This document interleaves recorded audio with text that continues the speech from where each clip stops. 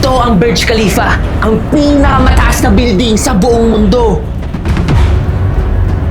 At ilang linggo lang ang nakalipas, nandito talaga ako. Pero may isang bagay akong gustong gawin. Napunta ako ng Dubai para makita ng personal ang pinakamataas na building sa mundo. Pero pag uwi ko ng Pilipinas, may isang challenge na naghihintay sa akin. Kung kaya itong buuin ng karamihan sa loob ng 1.5 hanggang 2 oras, and to beat that record, kailangan ko ito mabuo sa loob lamang ng 1 oras. At pag hindi ko nagawa yon, babasagin ulit to at magsisimula ulit ako back to zero. Okay, buksan na natin. Uy!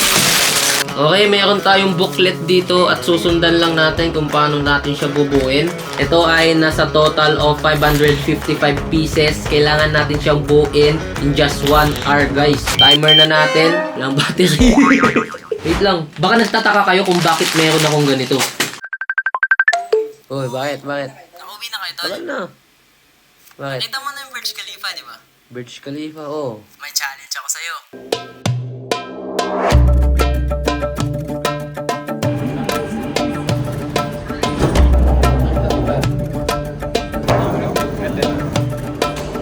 Ayun na, malapit na tayo doon. Nakikita ko na dito yung Burj Khalifa, guys. Malapit na natin siyang makita harap-harapan. Hindi ako makapaniwala na makikita ko na ang world's tallest building. Nakaka-excite na parang gusto ko nang tumakbo kahit malayo pa ito. Kaya nandito kami ngayon sa labas sa harap ng Burj Khalifa and nagdo-drawing lang siya.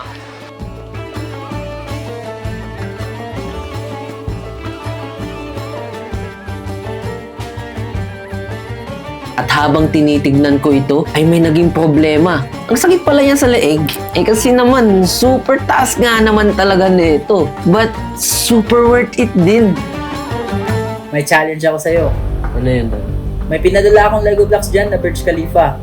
Oo nga. Kailangan mo lang yung mabuo sa loob ng 1 oras. At pag nagawa mo yun, may suwabe kang prize na 10,000 pesos cash. Yaman na! Ano, game ka? Game! Ready na tayo? Timer starts! Let's go!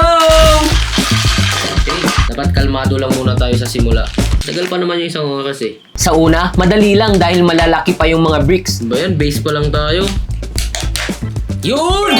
Okay, tapos na yung base natin. Madali ko lang din hinihiwalay yung bawat peraso para mas mabilis mabuo. At dahil madali pa, hindi ko rin napapansin yung oras. First time ko lang bumuo ng ganitong klaseng Lego. Kaya hindi ko talaga alam kung kakayanin ko ba itong matapos.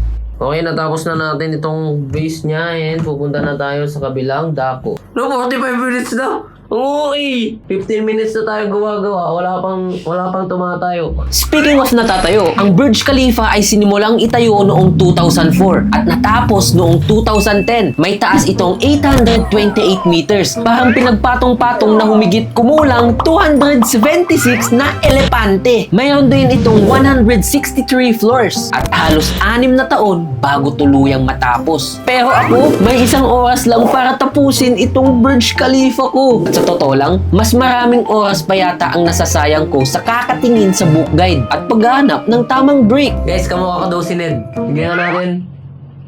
Comment nyo sa baba. Hindi ko na nga alam kung Burj Khalifa pa yung binubuo ko o bangka kasi halos wala pa rin akong makitang na itatayo. Oh, ito ngayon na. Burj Khalifa na siya. Then, pagod na ako. Naantok ako dito. 25 minutes lang.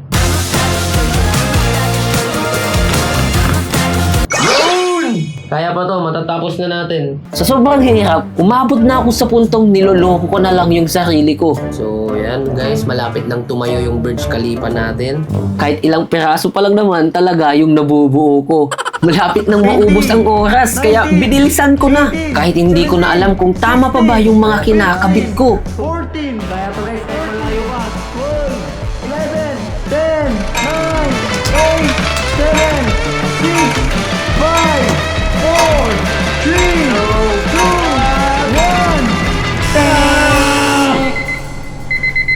At ito lang ang natapos ko. Hindi natin kinaya guys. Uy, tama na. Tumahimik ka na. Talo na kami, di ba? At dahil hindi ko ito nagawa sa tamang oras na para ito ay Yun na yun? Ha? 1 hour!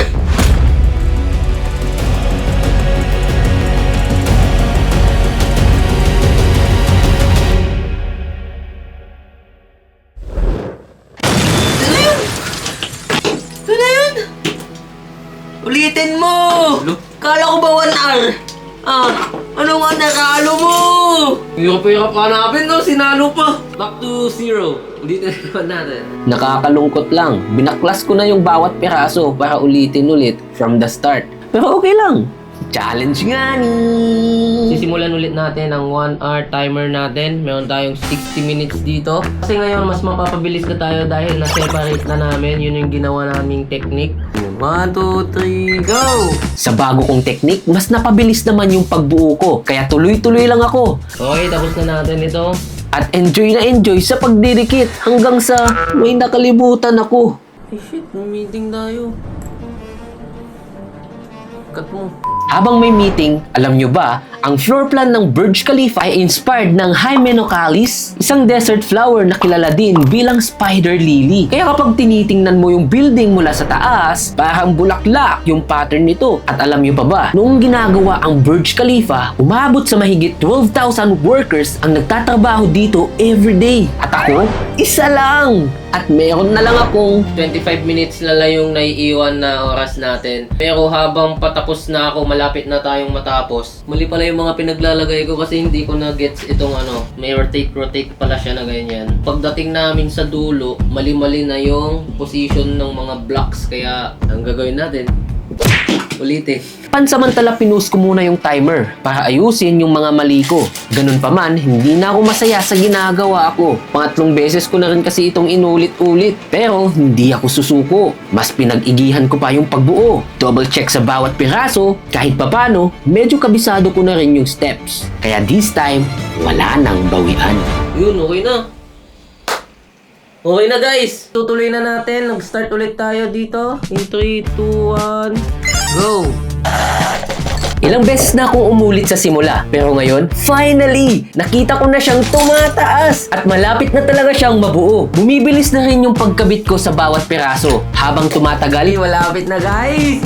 Let's go! Mas nagiging madali na siya, lalo na pag nakikita mong malapit na sa final form. Meron na lamang tayong 18 minutes na sa second pack. Meron na lang siyang 271 pieces.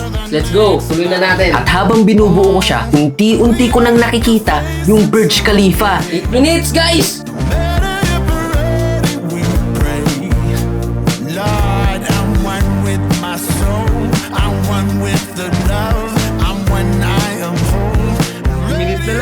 Ibang klase to. Sobrang sulit ng details nito. Pero habang nag-enjoy ako, palapit na ng palapit yung oras sa 0.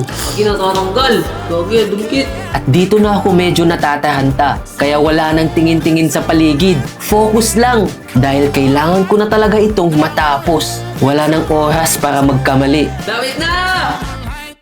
At dahil malapit na tayo matapos, isa sa inyo ang makakapag-uwi nito. Paano? Simple lang, basahin mo lang yung nasa description box and pipili ako ng isa sa comment section. Mapapasayo na to. And huwag mo kalimutan mag-subscribe.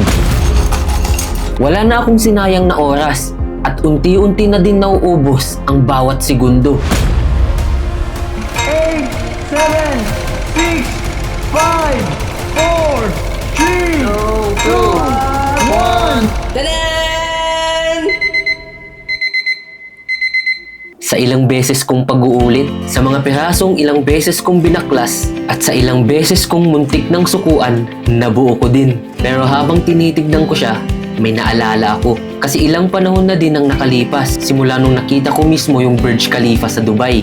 At ngayon, hindi man kasing laki ng totoong Burj Khalifa, pero habang binubuo ko to, parang binabalikan ko din yung experience na yun.